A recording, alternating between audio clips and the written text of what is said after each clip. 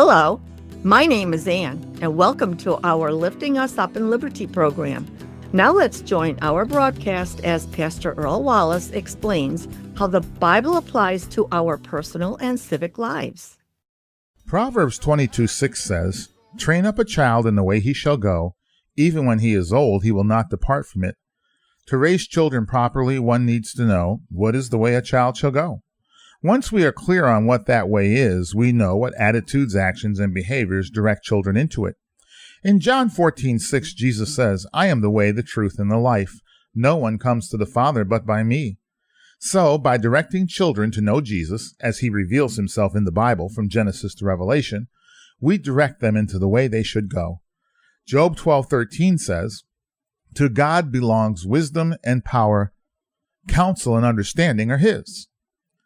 Jesus mandated that children know he is the way. In Mark 10:13 through 14, when people were preventing children to come to him, Jesus was indignant and said to them, "Let the little children come to me and do not hinder them." When people in government ban the Bible, which used to be read in our public schools, by the way, they are forbidding the children to come to Christ. Just because the Bible can be read at home and in the churches does not mean it should be banned from other public places. Deuteronomy 4:9 says, "Only be careful and watch yourselves closely so that you do not forget the things your eyes have seen or let them slip from your heart as long as you live. Teach them to your children and to their children after them." When people in government, educational, legal, and religious systems cite separation of church and state as a reason to not do what the Bible says, several negative outcomes occur from forbidding the children to come to Christ. We communicate to young people the Bible is not relevant to every aspect of life. Young people lack a clear vision how to apply God's truth to every situation. The next generation who will run our government is without a spiritual and moral rudder and is left believing wrong is right and right is wrong. Without a foundation in how biblical truth applies to civic affairs, we become victims of the conniving people who have a 10 precepts value system that is the opposite of the 10 commandments.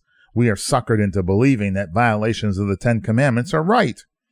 Without analyzing public policy in relation to biblical truth, many can't discern when government promotes policies that break God's laws.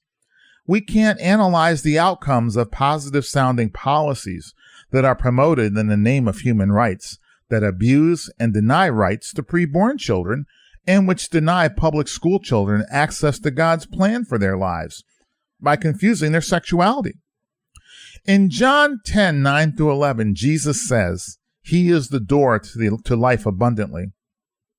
The thief comes only to steal, kill, and destroy." Denying America's public school children access to biblical truth is purposely withholding vital information, which is an act of lying. By exposing young people to Jesus, the Good Shepherd, they get lifted up in liberty. Thank you for listening. We hope you will join us in fulfilling 2 Chronicles 7:14 by repenting and turning to Christ so God saves your soul and heals our land. For more information about how the Bible applies to every aspect of our lives, including civics, visit us at libertycfchurch.org. Email us at office@libertycfchurch.org. Mail us at P.O. Box 235, Latham, New York 12110. Or call us at 518-545-7744. That's 518-545-7744.